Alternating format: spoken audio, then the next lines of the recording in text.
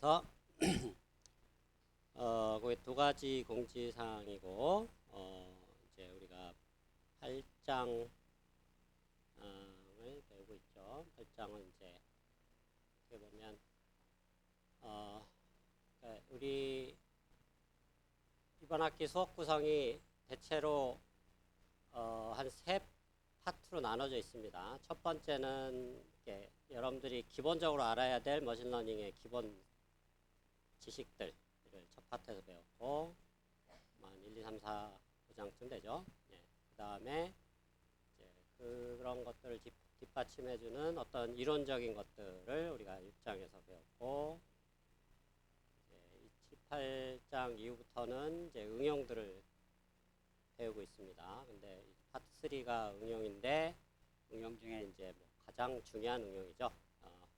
요즘 뭐 AI 전체 뭐 이 산업계, 인더스트리나 학계의 거의 99%를 지배하고 있는 게 사실 NLP입니다.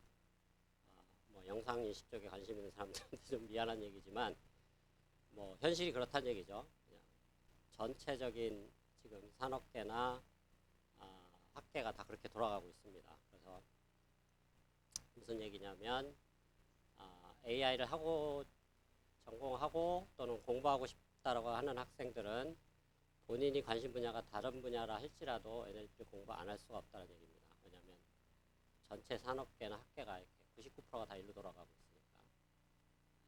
제 말이 과장이 아닙니다. 사실은 99.9%입니다. 최근에 이건 뭐 여담이긴 하지만 미국에 활동하는 교수들하고 이렇게 얘기를 좀 해보면 미국의 그 AI 전공한 학생들이 잡을 구할 때 요즘 굉장히 힘든다고 합니다. 무슨 얘기냐면 AI 전공했으면 되게 잡 쉽게 구할 것 같다라고 언론에서는 얘기하고 있는데 사실은 그 분야에 대한 차별성이 굉장히 심하다고 합니다. 그래서 뭐 AI 이론을 했거나 AI 영상 쪽을 했거나 이런 사람들은 거의 안 뽑고 뭐 주로 이제 빅테크 회사들이죠. 주로 뭐 구글, 오픈 AI, 뭐 메타 이런 회사들입니다. 아마존의 뭐 그런 회사들 거의 99% NLP, LLM을 안 했으면 안 뽑는다. 거의 그런 분위기로 가고 있습니다. 왜냐하면 전체 산업계 판도가 그렇게 바뀌고 있기 때문에.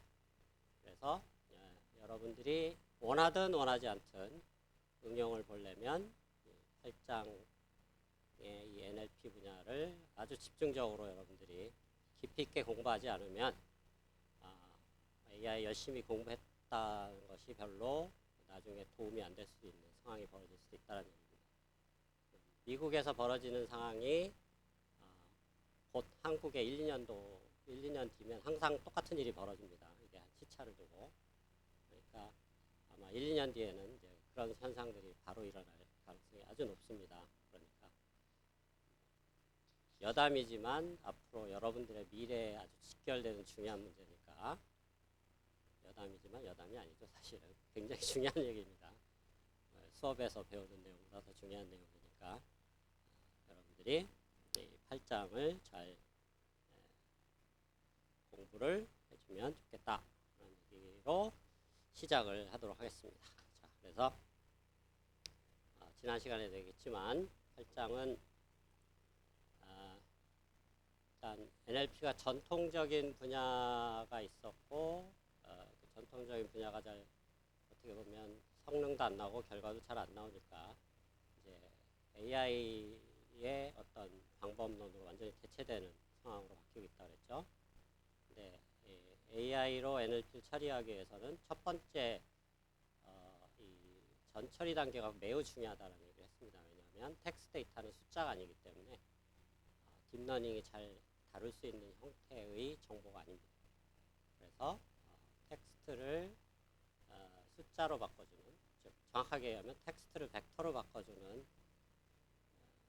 그런 과정이 절대적으로 필요하고 매우 중요한 분야라는 얘기죠. 그래서 이 분야를 이제 크게 다시 두 가지 토픽으로 나눠서 오늘 배우게 되는데 토크나이제이션과 워드 임베딩 이렇게 두 가지로 나눠서 배우게 되겠습니다. 토크나이제이션은 뭐 간단하게 얘기하면 그러니까 문장을 처리할 때 어떤 단위로 끊어서 처리할 건가를 뭐 얘기하는 거죠. 사람이 뭐 문장을 이해할 때는 사실 그냥 단어 단위로만 처리하면 되죠. 그 이상도 그 이하도 아닙니다. 근데 좀 AI로 처리할 때 이게 복잡합니다. 왜냐하면 여러 가지 뭐 그런 그 딕셔너리라든가 뭐 사전에 단어가 있느냐 없느냐에 따라서 그 성능이 굉장히 많이 바뀌기 때문에 사람은 사실 머릿속에 내 뭐 사전을 이렇게 기억하고 다니진 않죠. 어떻게 보면 그때그때 모르는 단어도 그냥 추측해서 넘어가고 대강대강 뭐 이해 안 되더라도 넘어가고 이런 것들이 있는데 이제 기계는 그걸 못합니다. 그러다 보니까 그런 관점에서 가장 중요한 이제 예외사항이 어떤 상황이냐면 신조어들 또는 새로운 단어가 나왔을 때 어떻게 처리할 건가에 대한 대응 방식이 매우 중요하다는 얘기입니다. 사실 신조어나 새로운 단어가 없으면은 복잡하게 생각 안 해도 됩니다. 그냥 기존에 있는 뭐 웹스터나 뭐 이런 사전에 있는 단어를 그냥 다 때려놓고 그걸로 그냥 그 단위로 학습을 하면 되죠. 근데 문제는 그 사전에 있는 단어만 등장하는 게 아니고 새로운 단어들이 항상 등장합니다. 요즘 별다줄이란 말 있죠. 예를 들면 우리말에서도 저도 알아듣기 힘든 말들이 가끔 막 튀어나옵니다. 제 딸하고 얘기하다 보면 이게 무슨 말이야 이런 얘기들이 나오는데 그런 식의 그러니까 기존에 있던 단어를 줄이거나 조합하거나 아니면 두 개의 단어를 결합하거나 이런 식의 방법들이 사실은 한국어뿐만 아니라 전 세계 모든 언어에 항상 이런 일들이 벌어지고 또 특히 유행어 같은 것들도 그런 형태로 많이 만들어지죠. 그래서 이제 그런 걸 처리하려면 단순하게 사전에 고정된 사전을 그냥 기억해서 그거 단위로만 처리하는 형태는 성능이 떨어질 수밖에 없다. 그리고 또 다른 예외사항은 일상 언어에서는 큰 문제가 안 되는데 예를 들면 의학 용어나 무슨 전문 분야 용어에는 굉장히 이상한 단어들이 많습니다. 세상 처음 들어보는 단어도 있고 그래서 뭐 라틴 말도 있고 무슨 한자 의학적으로 한자 말도 되게 많죠. 네. 이제 그런 상황이 벌어지기 때문에 항상 이전에 보지 못했던 새로운 단어의 출현에 대해서 대비를 해야 된다는 얘기죠. 그런 대비를 하려면 어떤 전략이 가장 바람직한가 생각을 해보면 단어를 우리가 알고 있는 단어 단위로 처리하는 것보다는 그 단어를 쪼개갖고 서브워드라고 하는데 그 단어를 쪼개서 더 조그만 단어 부분 단어 형태로 처리하는 게 훨씬 바람직하다. 왜냐하면 부분 단어들의 조합만으로 또 새로운 신조어를 만들 수 있기 때문에. 자, 그래서 토크나이저의 핵심 개념은 기본 개념은 단어 단위로 처리하지만 신조어를 처리하기가 어렵기 때문에 그 단어를 조금 더 뭐 두세 개 단위로 더 쪼개갖고 그렇다고 저 알파벳 단위로 캐릭터 단위로 내려가는 건 아닙니다. 그래서 뭐 예를 들면 뭐 어떤 단어가 있을까요? 뭐 랩탑이라는 단어가 있다. 이런 랩탑이면 랩탑이 한 단어로 볼 수도 있지만 랩이라는 무릎이라는 뜻하고 탑 뭐 위라는 뜻하고 두 개로 나눠서 볼 수가 있다는 얘기죠. 그래서 랩탑을 두 개의 서브워드로 보는 시각, 그걸 두 개로 분리해서 보는 그걸 그러니까 두 개의 서브워드로 가를 거냐 말 거냐 그런 걸 판단해 주는 분야가 바로 토크나이제이션 분야다. 그리고 더 쉽게 얘기하면 그냥 어떤 단위로 서브워드가 됐던 캐릭터 단위가 됐던 뭐 워드 단위가 됐던 모든 상관없는데 어떤 단위로 처리할지를 알고리즘적으로 결정해주는, 매핑을 시켜주는 그런 단계가 반드시 필요합니다. 즉 문장을 잘게 쪼개주는 단계, 그게 토크나이제이션이고, 그렇게 잘게 쪼개진 그 단위들, 대체로 서브워드들이죠. 그런 서브워드들을 하나의 토큰이라는 용어로 씁니다. 그래서 앞으로 자주 등장하는 용어가 되겠죠. 그래서 뭐 토큰 랭스라든가 또 컨텍스트 랭스라든가 이런 것들이 다 토큰의 개수라든가 이런 것들을 의미합니다.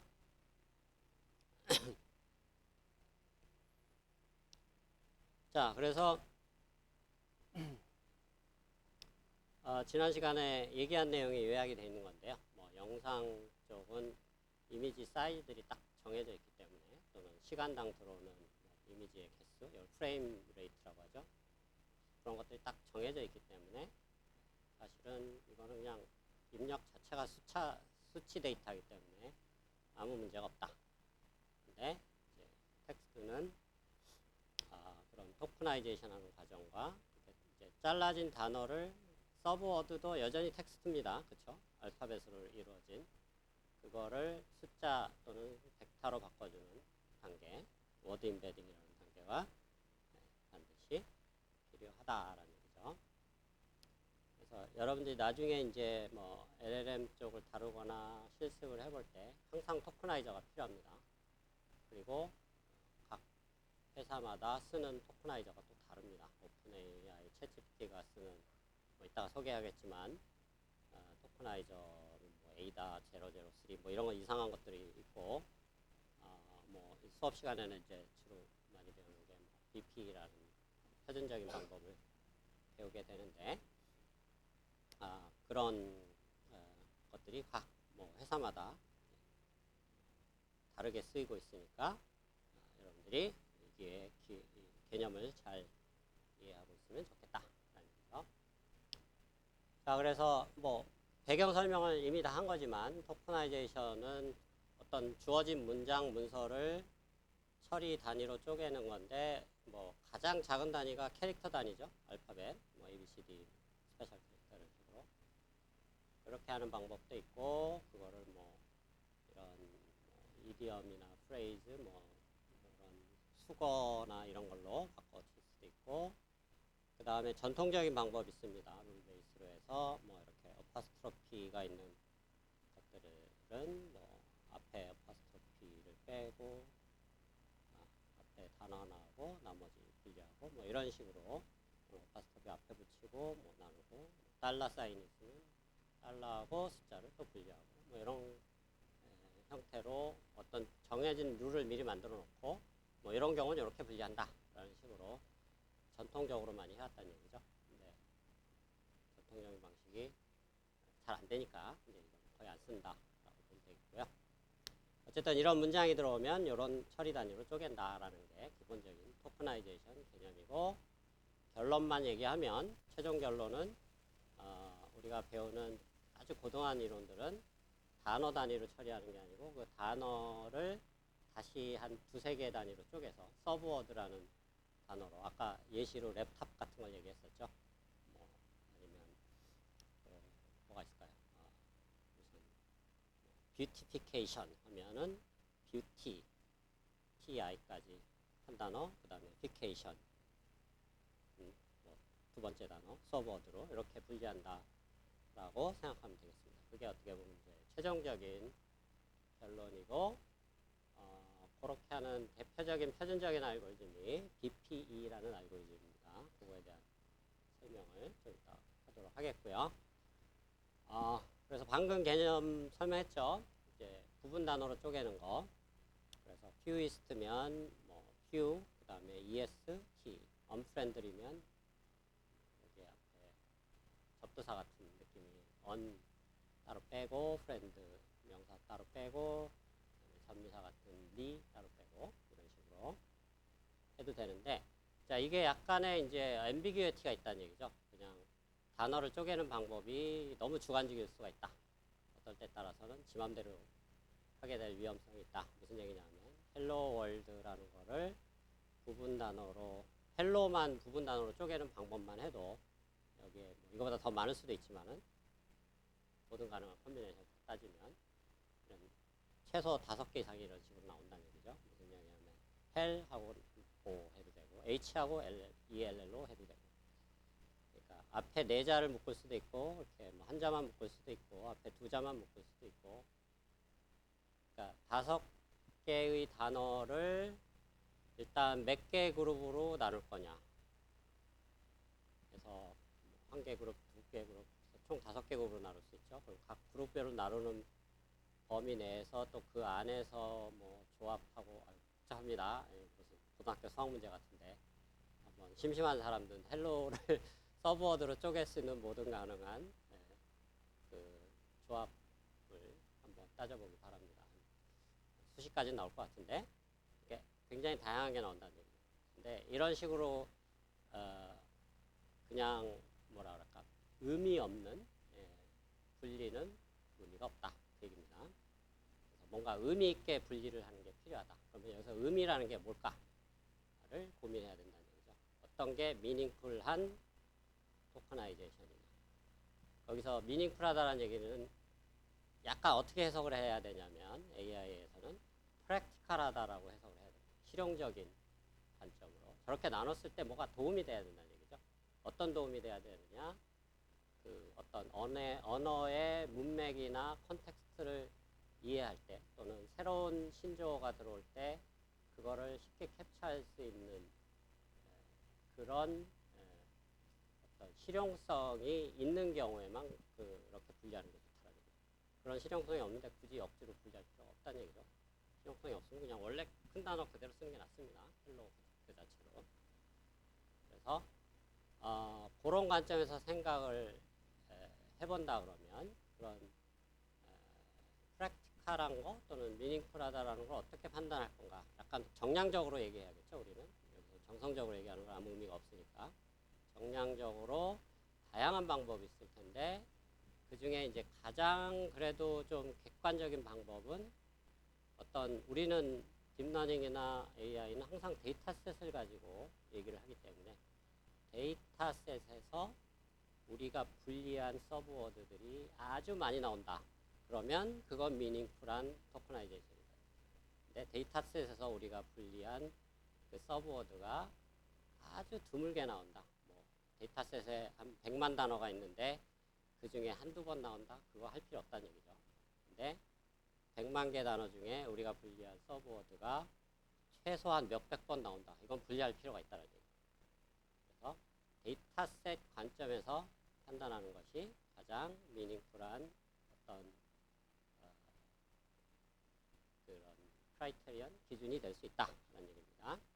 자, 그런 관점에서 만들어진 알고리즘이, 그런 철학에서 만들어진 알고리즘이 바로 BP이다. 그러니까 이 철학만 이해하면 사실 BP 알고리즘은 굉장히 단순한 알고리즘입니다. 여기 굉장히 복잡하게 설명이 되어 있는데, 그냥 데이터셋에 많이 등장하는 놈을 서브워드로 쓰겠다라는 게 기본 철학이라는 얘기죠. 자, 그 관점에서 보면 굉장히 쉬운 알고리즘이다.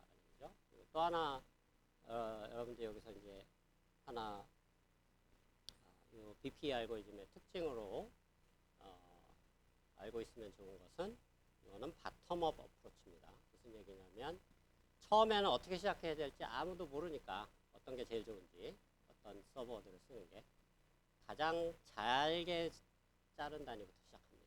무슨 얘기냐면 캐릭터 단위로 그냥 다 잘라버립니다. 알파벳 단위로. 그래서 거기서 하나씩 하나씩 붙여나간다는 얘기죠.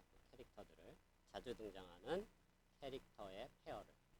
그래서 이 알고리즘의 이름이 바로 바이트 페어, 페어에 집중할 필요가 있다. 기존에 있던 이전 단계에서 만들어졌던 딕셔너리의 단어들을, 거기에 이제 임의의 컨비네이션이죠. 인접한 놈이든 인접하지 않는 놈은 상관없습니다. 두 개의 임의의 컨비네이션, 두 개를 뽑았을 때 그놈이 데이터셋에 자주 등장하면 이거는 새로운 단어로 서브워드로 넣을 필요가 있다는 거예요. 그래서 계속 바텀업으로 기존에 있던 서브워드들을 결합해서 새로운 서브워드를 만들고, 그러니까 조금씩 그 서브워드의 캐릭터 수를 키워나가는 과정이라고 보면 되겠죠. 자, 이런 거를 이터레이티브하게 진행하는 알고리즘이다. 설명을 하기 위해서 일단 데이터셋을 여기서는 이렇게 딕셔너리라고 한번 불러보겠다라는 얘기죠. 사실 한 몇백만 단어가 있어야 되는데 그냥 설명을 하기 위해서 여기는 4개의 단어만 데이터셋에 있다라고 보면 됩니다. 근데 그 데이터셋에 4개의 단어가 사실 단어 단위로 데이터셋이 모여져 있는 게 아니고 문장 단위로 모여져 있는데 그 문장에서 단어들만 카운트를 해서 이거를 이제 여러분들 파이썬에서 배운 딕셔너리라는 게 있죠. 뭐 어레이, 리스트, 딕셔너리 이런 개념 다 배웠을 겁니다. 그 딕셔너리 개념으로 이제 이 뭐 카운트 되는 키하고 밸류 뭐 그런 거하고 비슷한 거지만 어쨌든 각 단어가 몇 번 등장하는가를 이렇게 리스트를 만들어 놓은, 그러니까 어떻게 보면 데이터셋을 좀 요약한 데이터라고 보면 되겠습니다. 이런 걸 가지고 있다라고 가정을 해보자는 얘기죠. 쉽게 만들 수 있으니까. 자, 그리고 제일 처음 시작하는 그 사전을 구성하는 단어들의 집합, 이걸 보통 버캐뷸러리라고 하죠. 버캐뷸러리는 가장 단순 무식한 방법은 그냥 알파벳 단위로. 근데 여기에 이 지금 4개의 단어에 들어가 쓰인 알파벳만 버캐뷸러리에 넣자는 얘기입니다. 순서대로 쭉 집어넣어 보면 지금 한 11개 정도 뿐이 안 들어가 있는 거죠. 사실 더 많아야 되겠지만 더 큰 데이터셋은. 그래서 시작하는 버캐뷸러리는 11개로 시작을 한다. 라는 얘기입니다. 캐릭터 단위로. 자, 그 다음에 이제 할 일은 첫 번째 스텝, 이게 이제 이니셜 컨디션이고, 첫 번째 스텝에서 할 일은 이 기존에 있는 캐릭터 중에 2개를 묶었을 때 이 기존의 딕셔너리에서 데이터셋에서 가장 많이 등장하는 페어가 뭔가. 그러니까 지금 11개가 있으니까 11 choose 2만큼의 어떤 55개의 컨비네이션을 다 체크해 봐야 된다는 얘기입니다. 실제로는. 말은 쉽지만 컴퓨터로 계산해야겠죠. 뭐 LO도 넣어보고 LW도 넣어보고 OE도 넣어보고 OR도 넣어보고. 그래서 일일이 다 체크하는데 딱 체크해봤더니 55개 중에 요 E하고 S가 가장 많이 등장하더라. 이건 사실 뭐 일일이 풀서치 안 해봐도 눈으로 봐도 뻔히 보입니다. 왜냐하면 여기에 ES가 이거 6번, 이거 3번이니까 9번이나 등장하죠. 9번이면 거의 머저러티입니다. 왜냐하면 전체 데이터셋이 지금 13개뿐이 안 되니까. 그렇죠? 그러니까 9개에다가 16개네요. 16개뿐이 안 되니까. 자, 그래서 요 E하고 S를 컴바인해서 ES를 여기다 치고 새로운 단어를 넣자는 얘기예요. 그러면 데이터셋은 그대로고 버캐뷸러리가 서브워드가 하나 ES가 추가된다는 얘기죠. 자, 이 과정을 그냥 계속 반복한다는 얘기입니다. 자, 그럼 요걸 이니셜 컨디션으로 두고 지금 했던 걸 다시 한번 반복하는 거죠. 버캐뷸러리가 아까 11개였는데 지금 12개가 된 거죠. 12 choose 2 해갖고. 그렇죠? 그래서 한번 돌려보면 되겠죠. 네. 그래서 그 많은 가지수 중에 또 그거 다 일일이 체크 안 해봐도 눈에 뻔히 보이는 게 이게 머저러티니까 요 EST, 그러니까 요 ES랑 요 T랑 합친 게 가장 많이 등장한다라는 걸 알 수 있겠죠. 그 전에 여기 ES를 추가하는 순간 여기 이제 새로운 단어로 들어가면은 더 이상 S가 필요 없어지겠죠. 그렇죠? 그리고 더 이상 T도 T는 어차피 사용 안 됐고. 근데 E는 이런 데 쓰입니다.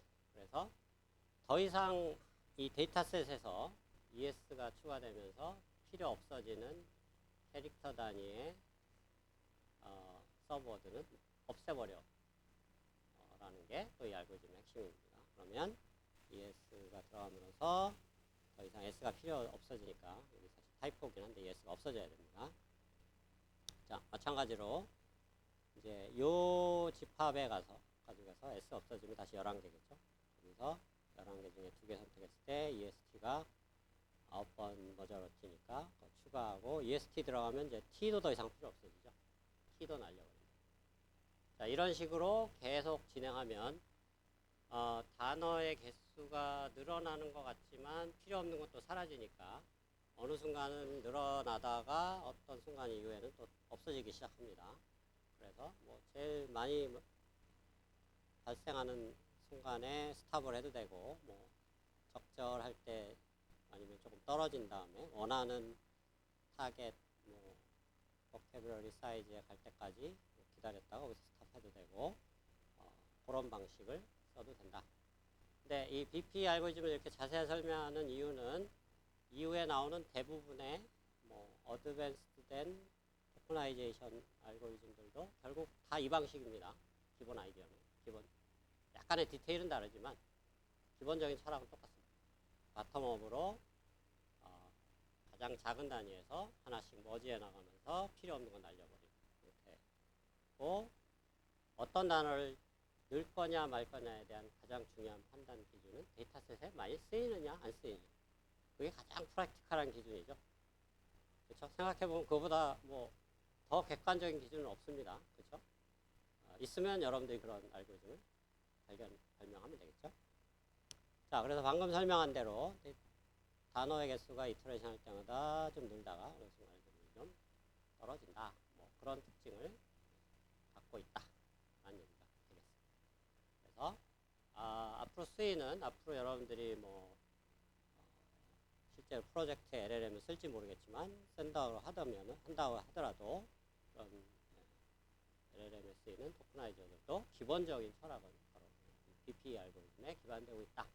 그래서 BP 알고리즘만 잘 기억을 하고 있으면 됩니다 라고 얘기할 수 있겠죠.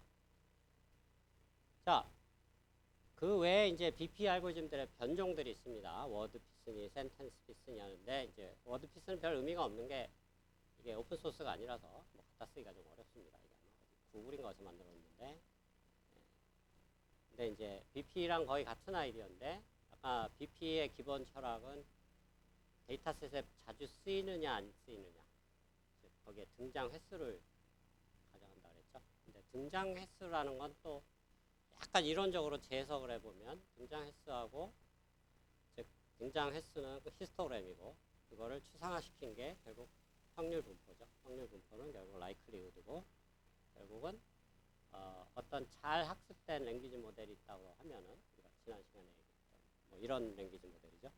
넥스트 워드를 프리딕션하는 있다면은 그 랭귀지 모델의 아웃풋 확률을 증가시키는 어떤 서브워드 단어가 있다.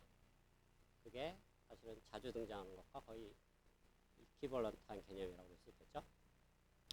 그래서 조금 더 어드밴스된 개념이긴 하지만 그냥 그 등장하는 횟수를 라이클리우드로 바꿔치기 하는, 그렇지만 기본 철학은 똑같죠. 그래서 뭐 그냥 워드피스도 BP의 번종이다라고 생각하면 큰 무리가 없습니다. 자, 마찬가지입니다. 센텐스 피스도 워드피스, 이 BP 알고리즘의 변종인데, 자, 이거는 오픈 소스로 돼 있어서 뭐 자유롭게 이제 막 고쳐서 쓸 수 있는 그런 알고리즘이니까 조금 더 액세서블하죠. 이것도 구글에서 만들어진 거고, 센텐스 피스는 하나의 알고리즘이라기보다는 뭐 여러 개의 다양한 알고리즘들을 그냥 라이브러리화 해놓은 패키지라고 보면 되겠습니다. 거기에 BP도 있고, 그거에 조금 어드밴스된 버전인 유니그램도 있다. 유니그램도 사실 BP 철학을 약간 발전시킨 거 말고는 그 이상도 그 이하도 아닙니다. 어떻게 발전시켰느냐, 아까 등장횟수 프리퀀시를 약간 좀 복잡한 확률 기반의 어떤 최적화하는 알고리즘들이 있습니다. 시퀀스를 옵티마이즈하는 그런 알고리즘들이 있는데, EM하고 비터비 알고리즘 이런 것들을 쓰는 좀 복잡한 알고리즘으로 서버들을 단위를 찾아내는 좀 훨씬 계산량이 많고 복잡한 알고리즘이겠죠. 과거에는 EM 알고리즘 뭔지도 강의를 했었는데 너무 수학적이라 학생들이 별로 반가워하지 않는 것 같아서 생략하도록 하겠습니다. 자, 심심한 사람들은 한번 뭐 EM이나 비터비가 뭔지 한번 뒤져보기 바랍니다. 자, 그래서 토크나이제이션은 그 정도로 오버뷰를 할 수 있고, 그냥 토커나이제이션에 대해서 그냥 한 가지만 기억을 해야 된다 그러면 DP 알고리즘이 기본적인 핵심 방법론이다. 그리고 기본 철학은 바텀업 머징을 하는 알고리즘이다. 이렇게 이해를 하면 되겠습니다. 자, 그러면 이제 토커나이제이션을 하면 다 끝났느냐? 그게 아니란 얘기죠. 토커나이제이션은 기존에 있는 문장을 잘게 쪼갠 거 말고는 한 게 없죠. 우리가 최종적으로 해야 되는 거는 잘게 쪼갠 다음에 그 잘게 쪼갠 단위들을 문자가 아닌 숫자로 바꿔줘요. 문자가 아닌 숫자로 바꿔주는 거. 숫자라는 거는 하나의 숫자면 스칼라고 여러 개 디멘전을 갖는 숫자면 벡터가 되겠죠. 그래서 일반화시켜서 그 숫자를 벡터라고 본다면은 이 숫자를 벡터로 바꿔주는 요 과정. 이거를 워드 인베딩이다라고 부릅니다. 그래서 사실은 워드 인베딩을 얼마큼 잘하느냐가 사실은 이 LLM을 만드는 수많은 회사들의 경쟁력 중에 일부가 됩니다. 워드 인베딩을 굉장히 잘하고 있는 오픈 AI 챗GPT가 거의 대세가 돼서 그 오픈 AI의 워드 인베딩을 대부분 다른 회사도 어떻게 보면 별로 원하진 않지만 갖다가 쓰는 그런 상황이 되어 있는 상황입니다. 자, 워드 인베딩의 개념을 좀 간단히 설명할 텐데 사실 설명하기는 좋은 개념인데 좀 굉장히 올드한 개념입니다. 그래서 옛날에 이렇게 생각했지 정도로만 하면 되겠고 더 이상은 별로 의미 없는 개념이 됐습니다. 어떤 개념이냐면 어떤 숫자를 벡터로 바꿨을 때 아니면 문자를 벡터로 바꿨을 때 그 벡터들의 어떤 상관관계들이 여러 단어들에 대한 벡터들의 상관관계가 유지되면 좋다. 이게 원래 올드한 컨셉이라는 얘기죠. 무슨 얘기냐면 빅, 라지의 단어의 워드 인베딩의 유클리디안 디스턴스. 벡터가 됐으니까 이제 벡터 간의 유클리디안 디스턴스를 계산할 수 있겠죠. 둘 사이의 차이 벡터에다가 두 벡터를 빼서 X놈을 취하면 그게 유클리디안 디스턴스니까 계산했을 때 빅, 라지는 비슷한 단어니까 가까워야 되고 빅, 스몰은 많이 다른 단어니까 그렇죠? 뭐 영어로 이런 거 바니어를 엔토님이라고 하죠. 이런 거는 시노님이라고 하고 시노님과 엔토님 사이는 거리가 당연히 시노님 사이는 좀 가까워야 된다. 뭐 이런 기본 철학이죠. 그 다음에 같이 자주 등장하는 개념적으로 그런 단어들도 거리가 가까워야 된다. 예를 들면 보트하고 워터는 서로 상관관계가 높은 거니까 가까워야 되고 보트하고 땅은 멀어야 되고 근데 또 상관관계가 전혀 다른 두 개 단어의 페어끼리 비슷해야 되는 경우가 있습니다.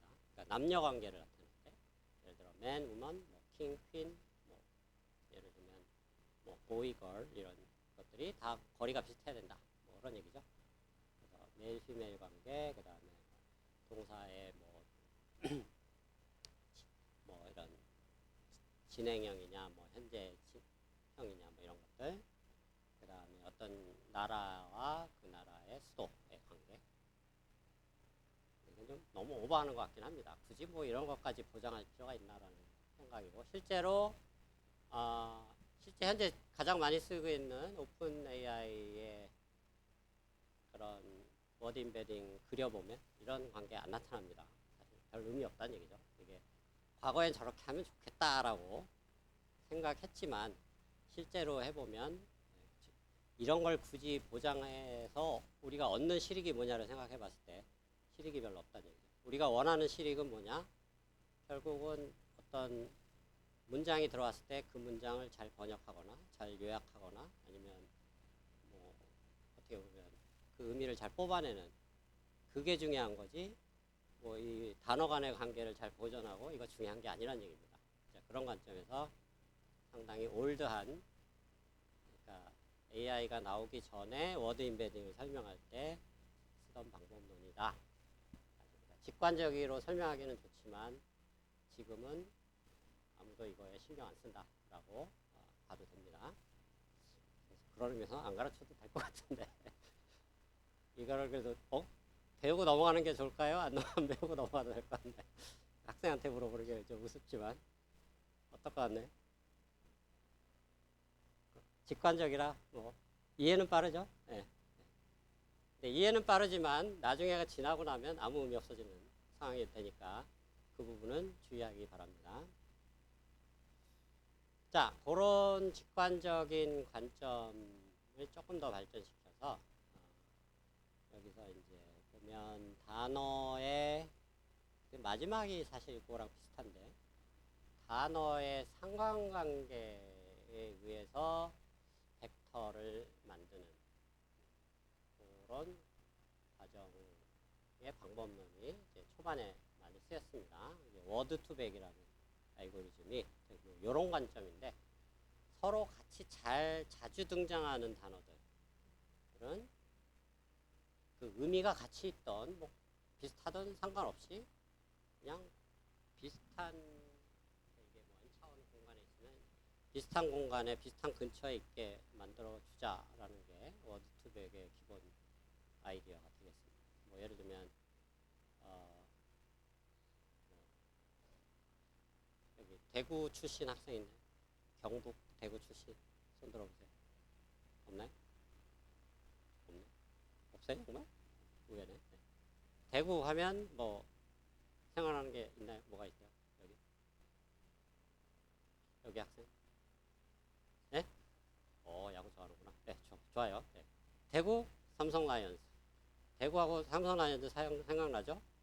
그러면 두 단어를 삼성 라이언즈하고 삼성 라이언즈도 하나의 단어로 들어갔다고 하자면은 이게 워드 임베딩 벡터가 자주 같이 등장하니까 전혀 상관없는 단어지만 같은 스페이스에 비슷한 공간에 가까운 데 있게 만들어 놓자라는 게 기본 개념입니다. 저는 그냥 대구 하면은 사과가 유명하니까 대구 사과 전혀 엉뚱한 표현이죠.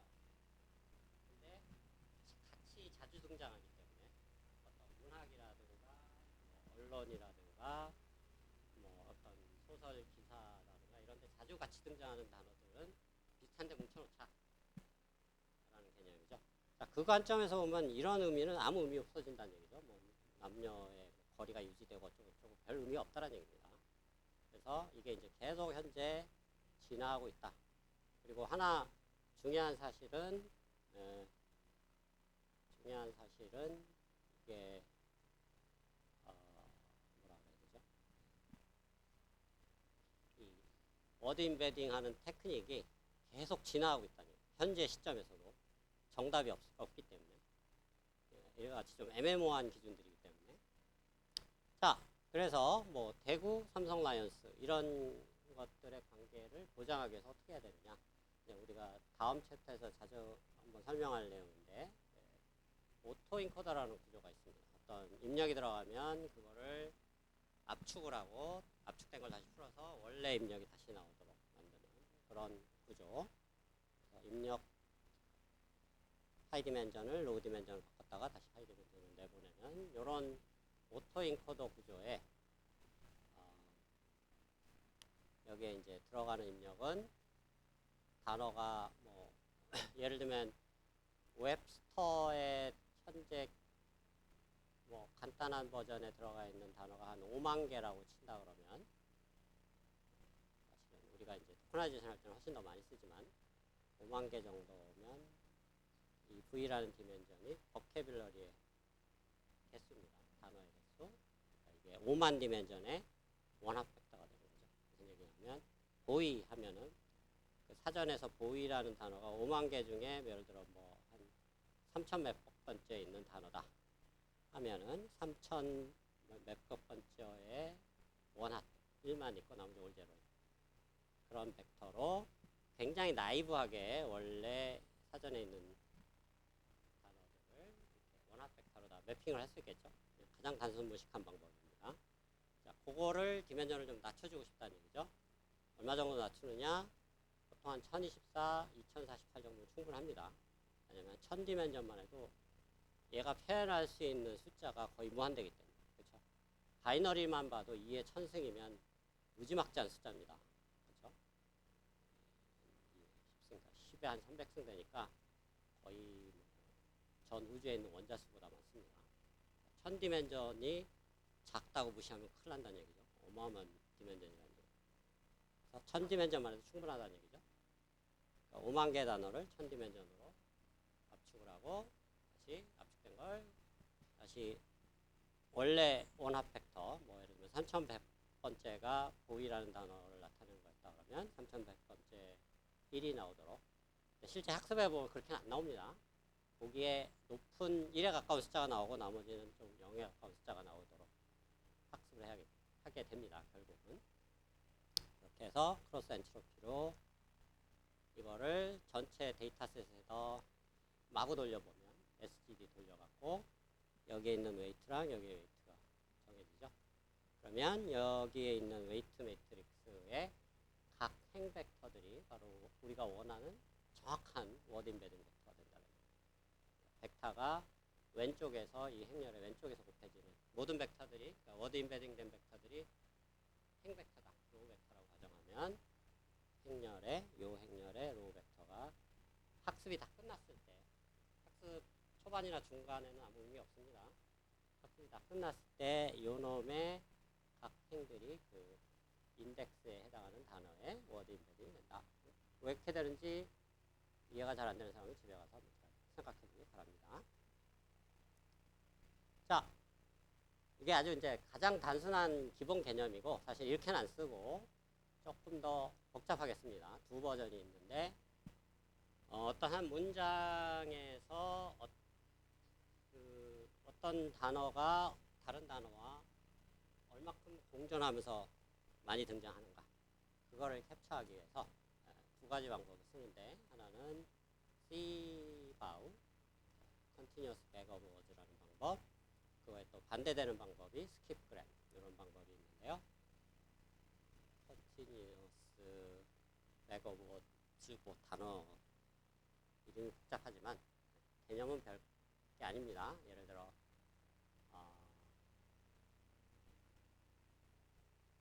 다음에 나오는 예시긴 하지만, 어떤 문장이 주어졌을 때 그 단어의 그 문장이 5개 단어로 이루어졌다. 그럼 가운데 단어를 지워버리고 나머지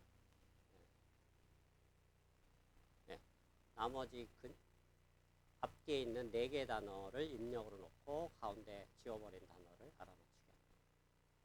그런 형태의 학습 방법. 그러니까 오토 인코더 구조를 그대로 가져가는데, 입력과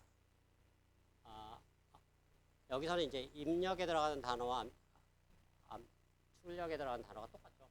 그래서 오토 인코더라고 부르는데, 이 워드 투백은 입력에 들어가는 단어하고 출력에 들어가는 단어가 다릅니다. 무슨 얘기냐면, 입력은 지운 단어, 출력은 그 주변 단어, 아니면 그 반대. 입력은 주변 단어, 출력은 우리가 지운 단어. 이런 식으로 집어넣게 됩니다. 그래서 이 cbow는 continuous back of words는 지운 단어를 알아맞히고, 입력은 주변 단어를 집어넣고 가운데 지운 단어를 알아맞히는 형태로 할 수 있다. 그래서 예를 들면 I don't know who you are 라는 이런 6개 단어로 이루어진 문장이 있다. 그러면 이제 윈도우 사이즈라는 하이퍼 파라미터가 있습니다. 다섯으로 정하면 앞에 5개 쓸 수도 있고 뒤에 5개 쓸 수도 있다. 그러니까 한 문장으로, 한 데이터셋으로 2번 학습을 시킬 수 있다는 얘기죠. 그래서 첫 번째 윈도우에서 no를 지워버리고 뭐를 알아맞히는데 I하고 don't, who, you를 여기 4개 단어를 집어넣어서 이걸 알아맞히는. 그 다음에 슬라이딩 윈도우를 하나 뒤로 밀어서 가면은 don부터 a까지 가서 who를 지우고 don't, know, who, are를 인풋에 집어넣고 who를 알아맞히는. 근데 데이터셋에 이런 문장이 수백만 문장이 있다는 얘기입니다. 그리고 그게 다 6개씩 단어로 이루어졌다 그러면 뭐 한 300만 단어가 있다. 그러면 300만 문장이 있다. 그러면 각 문장별로 2번씩 쉬프트를 해서 학습을 시킬 수 있으니까 600만 번 그레디언트 디센트 할 수 있다는 얘기죠. 그러면 학습이 잘 일어날 수밖에 없습니다. 자, 그렇게 됐을 때 이 인풋에 대한 이런 웨이트 매트릭스, 아웃풋에 대한 웨이트 매트릭스가 이제 있을 텐데, 여기서는 파라미터 공유를 합니다. 인풋 매트릭스들은. 그랬을 때 이 아웃풋에 대한 단어, 우리가 지워서 알아맞추는 단어가 어떻게 보면 키포인트니까, 여기서 예를 들어 노우를 여기서 알아맞추는데, 노우에 대한 인베딩을 알고 싶다라는 얘기는 이 결과가 노우가 되도록 하도록 하는 어떤 요 히든 레이어의 디멘전이 중요하겠죠. 그 디멘전에 해당하는 게 뭘까 생각해보면, 노우가 예를 들어 여기서 1000번째 인덱스에 해당된다. 1000번째만 1인 원합 벡터다 그러면 아웃풋 레이어에 바로 1000번째 칼럼에 해당하는 부분이 워드 인베딩이 된다 라는 거를 금방 알 수가 있습니다. 구조를 보면. 자, 왜 이렇게 되는지는 집에 가서 한번 잘 생각해 보려고. 아까 말한 원리하고 똑같습니다. 아까는 단어가 이쪽에 있었으니까 여기서는 행에 대해서 해당되는 거고, 여기서는 컬럼에 해당될 수밖에 없다. 그런 얘기죠. 왜냐면 모든 벡터들을 여기서 행 벡터로 가져가고 있기 때문에.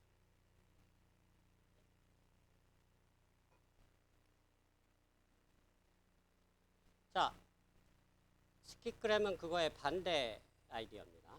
아까는 가운데 단어를 지우고 아웃풋을 알아맞히는 거였는데, 주변 단어만 집어넣어서 반대로 가운데 단어를 집어넣고 주변 단어를 알아맞히는, 주변 단어 4개를. 훨씬 더 어려운 거죠. 왜냐하면 인풋 하나만 집어넣고 아웃풋을 4개를 뽑아내야 되니까 훨씬 난이도가 높은 겁니다. 네, 난이도가 높지만은 훨씬 더 뭐 많은 이제 학습을 일으킬 수가 있기 때문에 이게 더 선호되는 알고리즘입니다. 성능도 더 좋고. 그래서 둘 중에 하나 선택하라고 하면 당연히 스키그램을 쓰는 게 맞다. 그래서 no를 지우고 뒤에 I, don't, 인풋으로 no가 들어가면 주변 단어인 4개 단어 I, don't, who, you, 요 4 단어가 아웃풋을 튀어나오게 하고, 이게 아까 같은 방식으로 이렇게 슬라이딩 윈도우 하면서 다 학습시킨 다음에 학습이 완전히 끝나면 이 행렬들이 이제 다 트레이닝 끝나면 고정이 되겠죠. 그 고정된 행렬에 여기서는 우리가 키로 보는 단어가 인풋에 있으니까, 아까는 아웃풋에 있었지만 인풋 매트릭스를 워드 인베딩으로 써야 됩니다. 인풋인 경우는 아까도 얘기했지만 거기에 해당하는 그 단어의 인덱스에 해당하는 행 벡터를 워드 인베딩으로 쓰면 되겠다. 이제 기본적인 워드 투백 알고리즘이고, 자, 한번 한 스텝 물러서서 바라보면 굉장히 직관적이고 뭐 그런 대로 괜찮은 아이디어죠. 근데 또 다시 뒤집어서 생각하면 너무 단순한 알고리즘입니다. 어떻게 보면 그냥 원 레이어에 싱글 레이어에 그냥 뉴럴 네트워크로 아주 단순하게 그냥 거의 리니어 네트워크이죠. 간단하게 매핑을 시키는 방법에 해당되는데, 이게 이제 그 단어들 간의 서로 간의 상관관계가 아까와 같이 뭐 대구 삼성라이온스, 대구 애플 이렇게 단순한 경우가 아닌 경우도 굉장히 복잡한 경우가 많습니다. 예를 들면 전혀 뜬금없는 단어들이 뭐 예를 들어 뭐 적당한 비율지는 모르겠지만 무슨 이게 잠깐만요. 어떤 비유가 있나?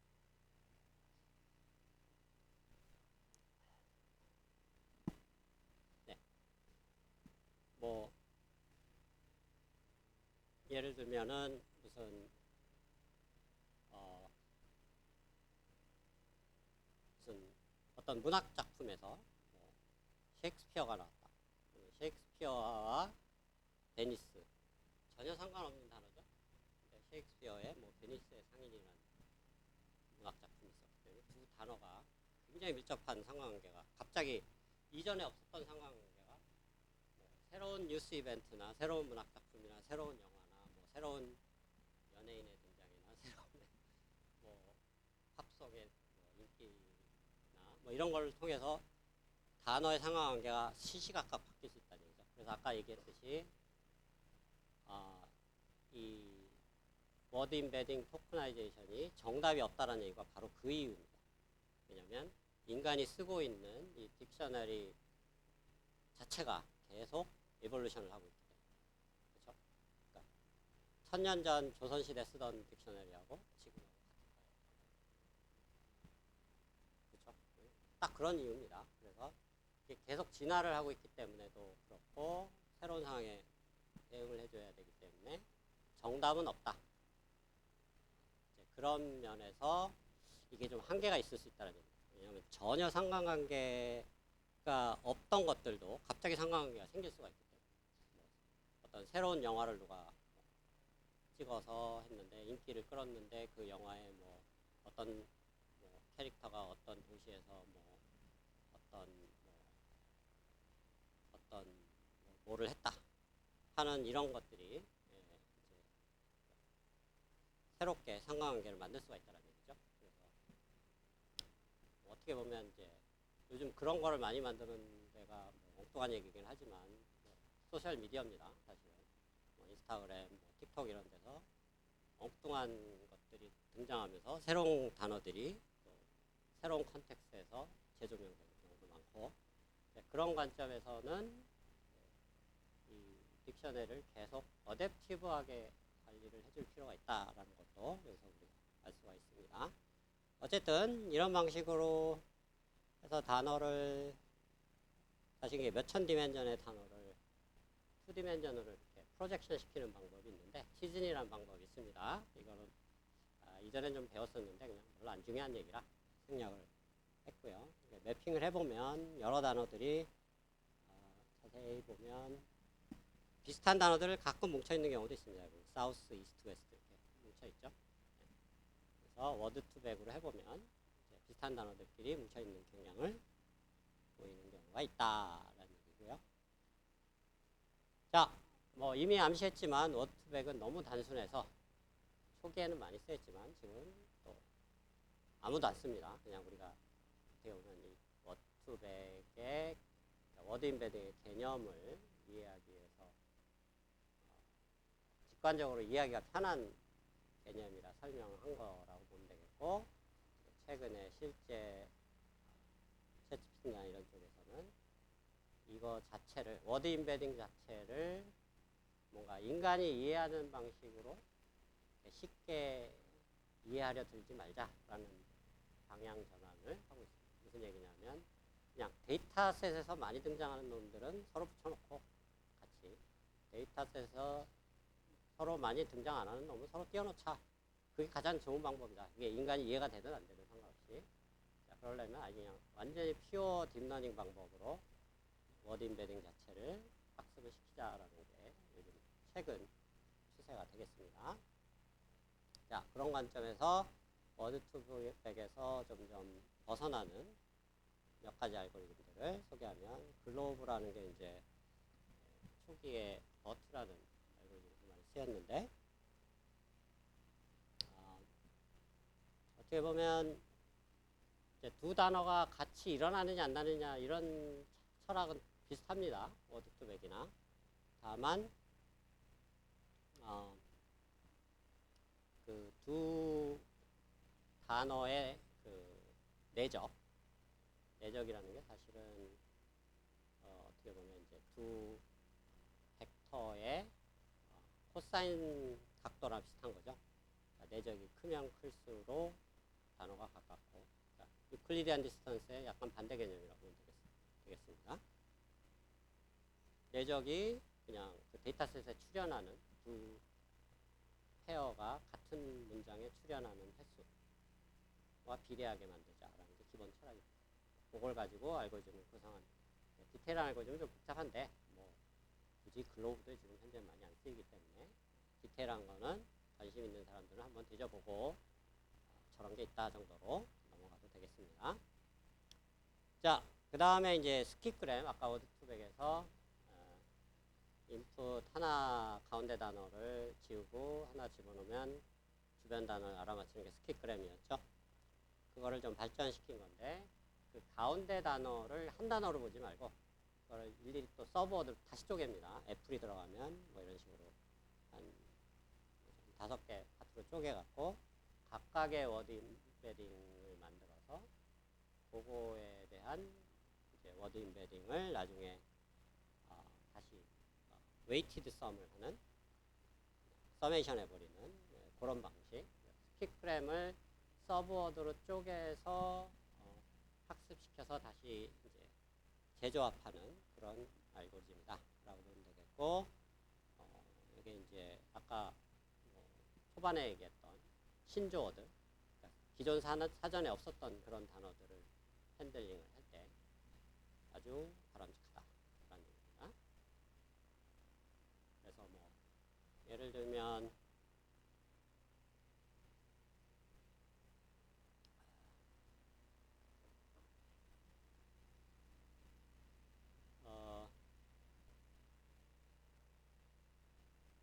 뭐 이런 영어 뭐 우리나라 콩글리시긴 하지만 뉴트로라는 단어가 있죠.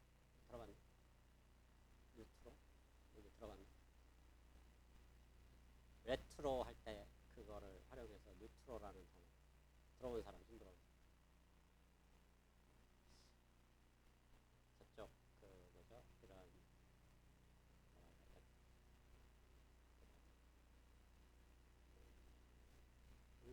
을지로 이런데 그런 거기를 힙지로라고 부른다고 그러더라고요.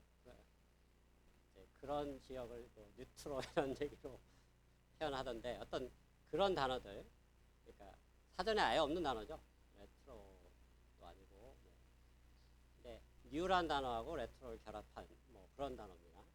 이런 단어를 처리할 때 기존의 그냥 사전 방식으로 하면 전혀 처리가 불가능합니다. 그런 문제를 서브워드로 좀 쪼개면 조금 더 쉽게 핸들링이 가능해진다. 뭐 이런 얘기가 되겠습니다.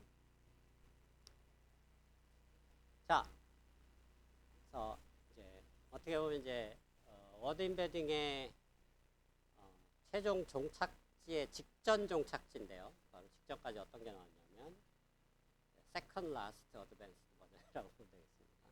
우리가 지난 시간에 배웠던 RNN에서 RNN의 이제 조금 복잡한 버전이 있는데 RNN이 왼쪽에서 오른쪽으로만 시간이 흐른다고 가정을 하죠. 근데 이 시간은 물리적인 절대적인 시간이지 문장에서의 이 순서는 물리적인 절대적인 시간하고 상관없습니다. 사실 원하면 문장을 뒤에서 거꾸로 읽어도 상관없죠. 물리적인 시간하고 상관없기 때문에. 그래서 뒤부터 앞으로 거꾸로 읽는 식으로 모든 데이터들을 거꾸로 읽는 식으로 학습을 시킬 수 있어요. 리버스 디렉셔널 RNN이라고 하는데 포워드 RNN과 리버스 RNN을 동시에 학습시키는 방법이 있습니다. 시간이 없어서 이런 건 언급을 안 했는데 왜냐면 아무도 안 쓰니까. 근데 이제 마침 요거를 워드 인베딩에 쓸 수가 있다는 얘기죠. 포워드하고 백워드를 우리가 지난 시간에 배운 지난 챕터에서 배운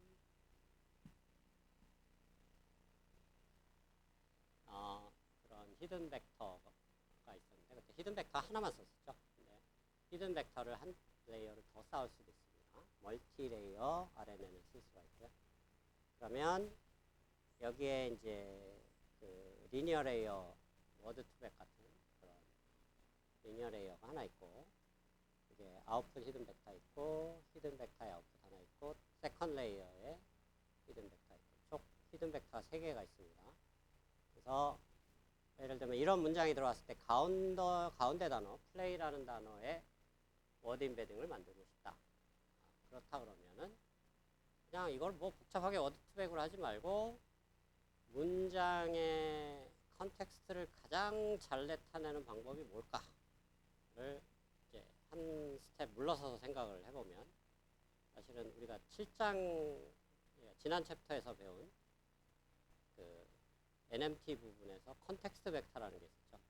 두 언어를 번역을 할 때 의역을 하려면 그 의미에 해당하는 걸 캡처를 하는 게 중요하다.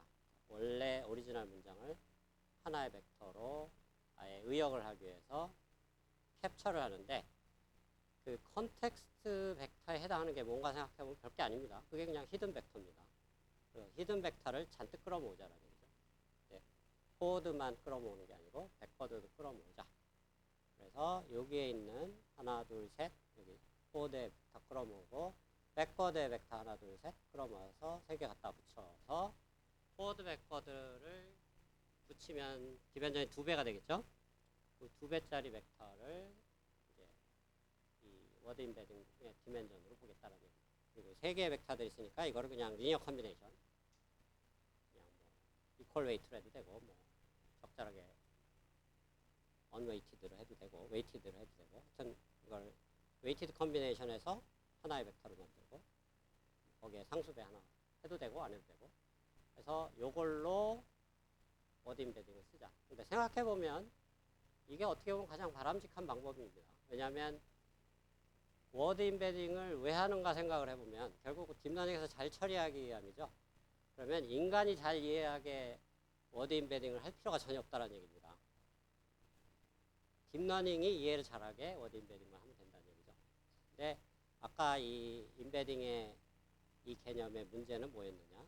이걸 아무도 안 쓴다라는 얘기를 한 이유는 뭐냐? 이 워드 임베딩의 개념은 인간이 이해하기 위한 워드 임베딩의 개념이죠. 그러니까 인간이 잘 이해하기 위한 워드 임베딩으로 워드 임베딩 알고리즘을 설계하면 망한다라는 얘기예요. 그래서 이 방식은 이제 더 이상 아무도 안 쓰고 딥러닝이 이해 잘하게 하기 위한 워드 임베딩을 만들어야 된다. 근데 그 기본 개념은 굉장히 단순하다. 단순한 게 뭐냐? 결국은 딥러닝에서 쓰이는 그 히든 벡터, 그러니까 중간 레이어의 피처 벡터라고 하죠. CNN을 치면은 히든 벡터 또는 피처 벡터가 사실은 딥러닝이 제일 잘 이해하는 표현 수단입니다. 그러니까 딥러닝의 언어는 히든 벡터이고 인간의 언어는 단어인 거고, 그렇죠? 그래서 인간의 방식으로 자꾸 해결하려다 들면은 자꾸 문제가 생긴다라는 얘기죠.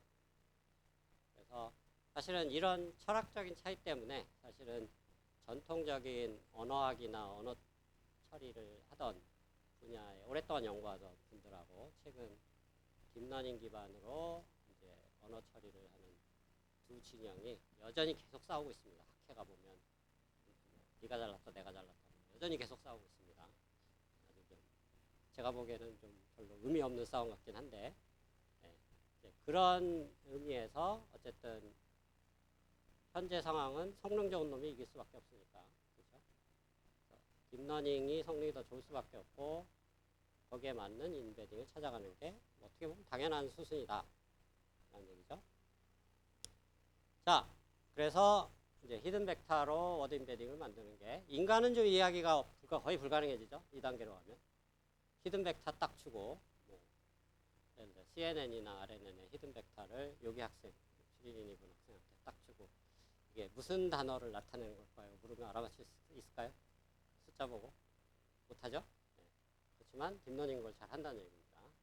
그래서 인간이 이해하려고 굳이 노력할 필요는 없다. 워드 인베딩 입장에서는 그 얘기입니다. 자, 그 철학을 이제 극단으로 끌고 간 게 이제 최근 추세죠. 그래서 현재 가장 많이 쓰이고 있는 워드 인베딩 테크닉들. 네.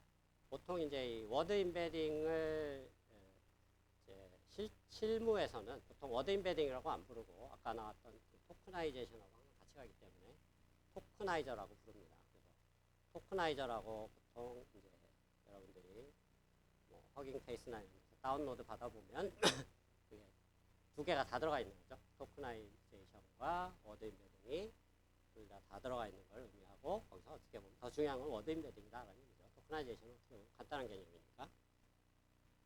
그래서 최근에 이제 워드 인베딩의 추세는 뭐냐? 어차피 이제 RNN도 안 쓰고 지난 챕터에서도 얘기했지만 그냥 트랜스포머로 거의 99%다 넘어가 버렸기 때문에 결국 트랜스포머가 잘 이해하도록 히든 벡터를 만들어주면 되겠다라는 게 기본 철학입니다. 그래서 예를 들면 챗GPT 3를 만들 때 그 챗GPT를 학습시키면서 그 앞단에다가 워드 인베딩을 붙여서 그걸 그냥 같이 합습을 시켜버리는 거예요. 그게 가장 좋죠. 왜냐하면 굳이 인간이 이해하는 형태로 인베딩을 만들 필요조차 없기 때문에. 그래서 더 이상 여기서 나오는 워드 인베딩은 인간이 이해할 수 있는 어떤 컨셉으로 만들어진 그런 구조가 아니라는 얘기입니다. 그래서 프리 트레이닝 단계에서 미리 만들어버리는. 그래서 이게 어떻게 보면 이제 굿뉴스, 배드뉴스가 있다는 얘기죠. 굿뉴스는 성능이 좋다. 성능이 제일 좋죠, 사실은. 앞에 나온 워드 투 백인이 뭐 그런 거, 뭐 패스 뭐죠? 아까 어떤 것들이 있었죠? 네, 글로브니, 패스트 텍스트니 이런 것보다 훨씬 성능이 좋습니다. 엘모니.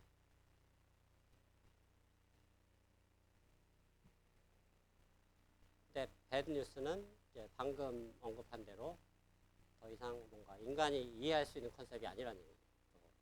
예를 들면 그런 같은 비슷한 단어끼리 뭐 같이 있어야 된다, 뭐 그런 개념도 안 들어가 있을 수 있고, 뭐 남성 여성의 단어 뭐 구분의 거리가 비슷해야 된다, 그거 별로 의미 없을 수도 있다라는 얘기죠. 그거보다 더 중요한 건 한 단어에 두 단어가 동시에 같이 등장할 확률이 더 높냐 안 높냐, 그리고 근처에 가깝게 등장할 확률이 더 높냐 안 높냐. 그러니까 같은 단어에 등장을 하더라도 멀리 떨어져서 등장하는 거하고 가깝게 등장하는 것도 완전히 다른 얘기죠. 그래서 그런 것들을 고려하기 시작하면 이제 인간이 이해할 수 있는 그런 컨셉이 더 이상 아니라는 얘기입니다. 이게 배드뉴스가 된다라는 얘기고, 대표적으로 이렇게 그래서 이제 배드뉴스 중에 하나는 기존에 소개했던 방법들은 사실 우리 수준에서도 만들 수 있는 방법이었습니다. GPU 한 장 정도만 있으면 데이터셋 때려놓고 워드 임베딩을 만들 수 있었는데, 배드뉴스는 더 이상 워드 임베딩도 우리 수준에서 만들 수가 없다라는 얘기입니다. 왜냐하면 무지막지하게 큰 LLM하고 동시에 학습을 시켜야 되니까, 같이 묶여가니까 그걸 뭐 GPU를 예를 들면 수천 장을 수 개월 동안 돌릴 수 있는 그런 재력이 있는, 여기에서 그런 재력이 있는 재벌 3세가 있으시면 한번 해볼 수 있겠지만, 아니라 그러면 이제 우리 수준에서, 학교 수준에서는 하기가 불가능해지는 그런 수준으로 가버렸다. 그래서 약간은 좀 아쉬움도 남는 이제 그런 분야인 거죠. 뭔가 이해는 할 수 있어서 우리가 막 만들어 볼 수 있는, 조작해 볼 수 있는 알고리즘이었던 게 이제 더 이상 뭔가 우리가 이제 손대봐야 별 의미가 없어지는, 왜냐하면 훨씬 더 좋은 성능을 이미 큰 대기업들이 만들어 버리는 그런 상황이 되는. 그래서 뭔가 이걸 가지고 조작을 해서 뭐 바꿔보고 이런 연구가 점점 어려워지는 게 또 배드뉴스가 될 수 있습니다.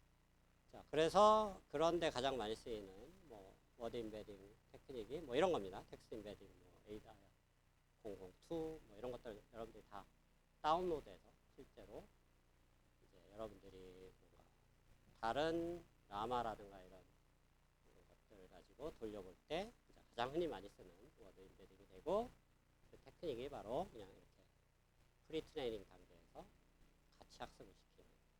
그래서 이제 우리가 범접할 수 있는 수준을 넘어서 버렸다라는 게 일종의 이제 배드 뉴스가 된다라는 얘기가 되겠습니다.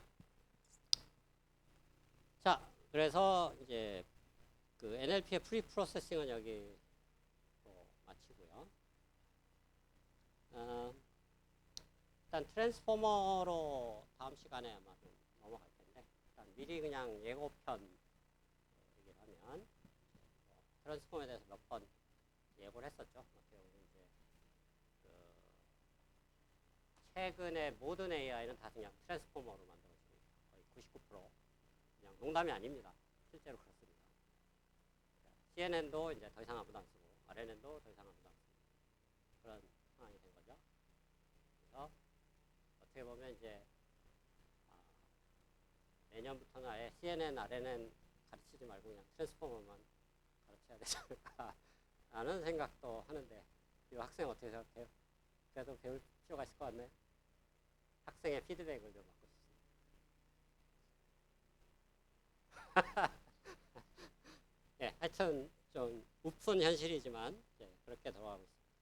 자, 그럼에도 불구하고, 그러면 이제 오늘 하고 싶은 얘기는 뭐냐? 1분 딱 남았는데, 그럼 트랜스포머가 뭐가 다른데?